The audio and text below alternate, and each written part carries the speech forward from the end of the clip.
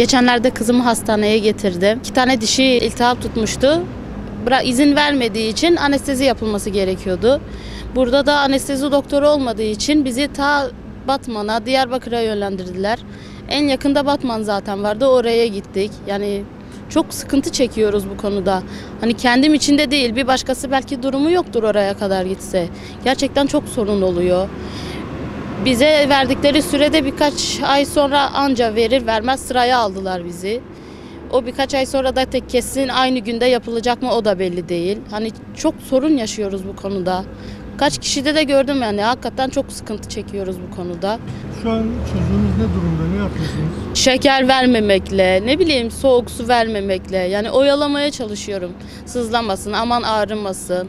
Kaç defa mecburen acile götürüyoruz. Bu sefer doktor bu kadar antibiyotik iyi değil diyor. Bu sefer ilacı da kesmek zorunda kalıyoruz. Yine şişiyor, yine ağrıyor. Yani bir aydır ben bu sorunu böyle çekiyorum. Birkaç ay daha da beklemem gerekiyor. En azından bir tane doktor bile olsa Batman'a gitmeye gerek kalmaz. O kadar uzak yolu çekmeye gerek yok. Ben 6 aylık bebeğimi bırakıp da gittim. Mecbur annemler yani baktı.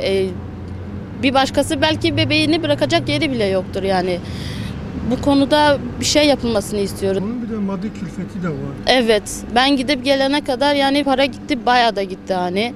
Ki hiçbir şey de yapılamadı. Sadece gün alabildik. O da birkaç ay sonra. Yani maddiyi geçtim. Çocuğun stresidir.